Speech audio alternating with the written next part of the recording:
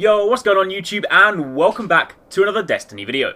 And today, I want to talk to you guys about the new light level cap and an interesting sighting in the tower recently that could well hint at some new potential weapon and armor levels and even the potential to upgrade your existing gear. So, firstly, let me show you this. What you're seeing here is footage from Reddit user AerobicPie73630. He stumbled across a Bungie employee in the tower the other day, Bungie Helpo 2, and this was on Xbox, and after inspecting him, he surfaced some pretty interesting sights. So first, let me talk about what we're actually seeing here before I get my theory crafting hat on. At the top, he has the old Dustwalker helmet on, one of the original Vanguard helmets, but this time with a light stat of 39. Now we know from seeing these images the other day, and comparing them with the art for House of Wolves, that this is most likely going to be the new vendor gear, which also carries a light stat of 39. Point number 1. Then we have the exotic, Young Ahamkara Spine, which too has a light stat of 39. Now this is where things begin to unravel a little bit, and I'll explain that in a second. Following that, we have two pieces of Vault of Glass armor, each with a max light stat of 42, which we believe to be the new max in House of Wolves, and that's also what we'll need in order to reach level 34.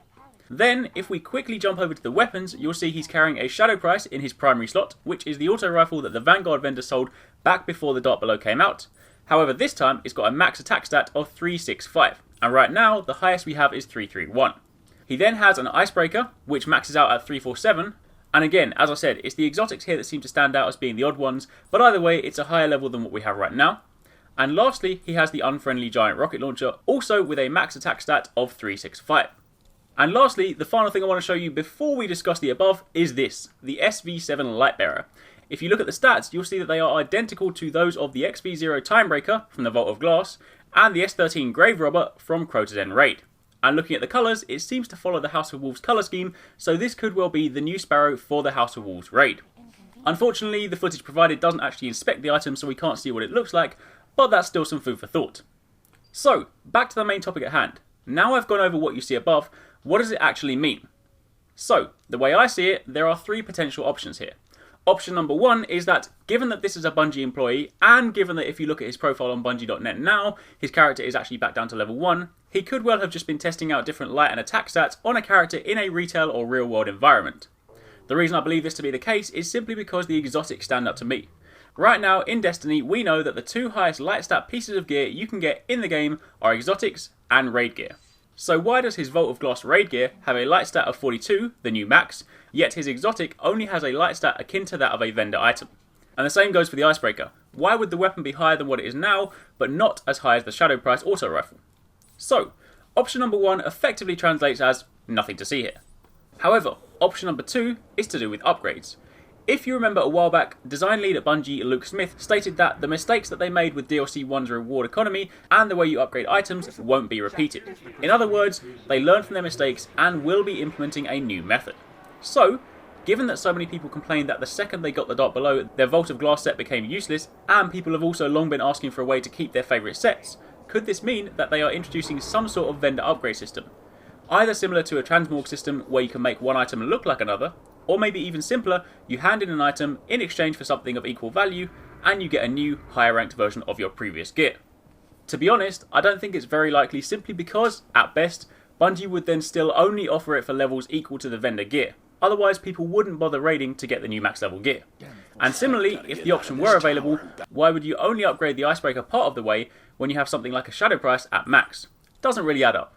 So, my final thought, and this is more gear related than anything else, is about the raids.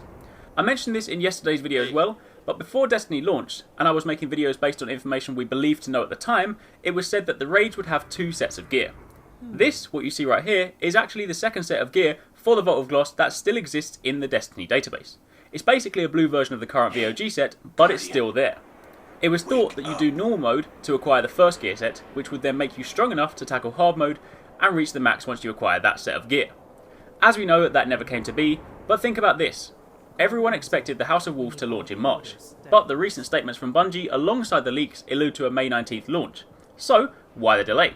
I mean, from what we saw from the leaks, the pack contains 3 new Crucible maps, 1 new strike, 1 new raid, and a new set of story missions. So why wouldn't it come out in March if it's the same size as the Dark Below? Unless, this time round, it's even bigger. Perhaps they are going to add a very hard mode for Vault of Glass and maybe even Crota's End Raid, so that when the House of Wolves comes out, people can farm 3 sets of gear, and mix and match them as they please to get the stats and perks they like, or even the look and feel they want. Now if that were the case, the gear that you're seeing right here doesn't look like the higher version of the Vault of Glass set, so again that doesn't necessarily seem that plausible, but either way that's my third option. I mean surely with a gap of about 5 months there has to be something else, right? Either way, that's it for this video. Let me know in the comments down below what you guys think about all of this. Do you agree with any of my thoughts, or do you just think there is, as I said, nothing to see here? Either way, let me know, but if you did enjoy this video, leave a like and hit that thumbs up button, and if you're not already, hit the subscribe button to become part of the RX Gaming Nation. Thanks again for watching, take it easy, catch you next time, peace out.